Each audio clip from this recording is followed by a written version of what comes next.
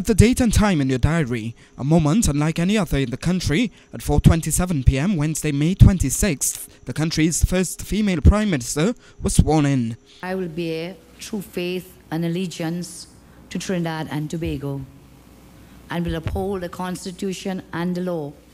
It was a gala affair at the historic Knowsley building, guests of honour drawn from the highest institutions of the land, but more importantly, among them, the common man, including Percy Villafana, an icon of the People's Partnership campaign that swept the PNM at the polls.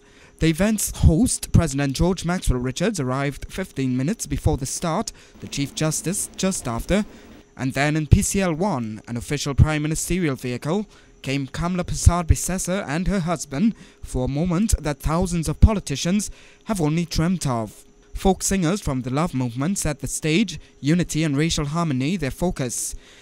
And President George Maxwell Richards reminded the audience that the swearing-in of the Prime Minister had become a more public event, allowing for more people participation.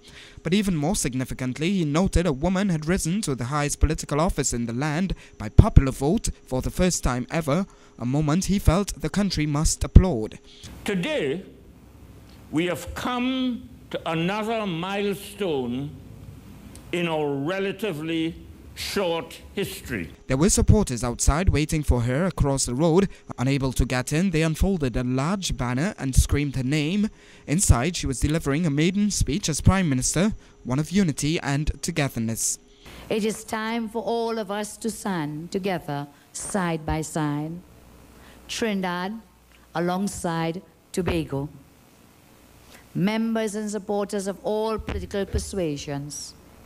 Citizens all, arm in arm, hand in hand. There would be no favoritism, she assures, to members of the winning party at the exclusion of others. And we are not checking party cards or keeping notes on supporters' lists. The task of rebuilding our great nation will require the participation of everyone. Among new measures, a Ministry of Tobago Development and a Ministry of Food Production and parliamentary reform to make it more than just a rubber stamp.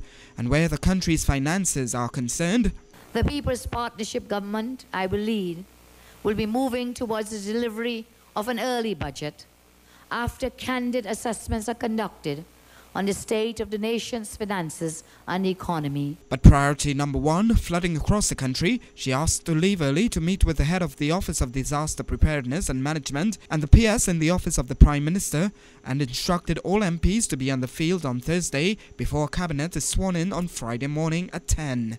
On the platform, you have been seeing Kamla Persad-Bissessar, the politician. Today, however, we also saw Kamla Persad-Bissessar, the person. She came out to speak to members of the media, and when she did, the police crowded around her. She stopped. She asked the police officers to move back, to give her more space to speak to the members of the media, which she says signals her intent to stay in contact with the population. Excuse me. Excuse me. Can we get the report? Let the reporters come in. Yes. Please, we need them and they need us. Thank you. So please, they are not going to hurt people. Thank you. So can we open this bubble a little bit and allow them to come in? It's been a rapid journey in the last few days and she's still coming to terms with it. I haven't reached the stage of elation yet. I was more focused, like in the last day or two, how to get these promises done, how to restructure the ministries, whom should we put into the various ministries to ensure that we get the promises kept. So I haven't been able to get elated yet.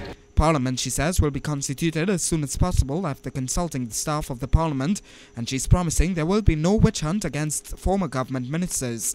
What we are going to ensure is that those who have done the crime will do the time.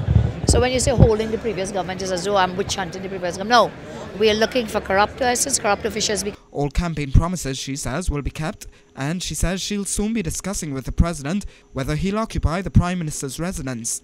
As for her, I'm sure there will be somewhere I can live.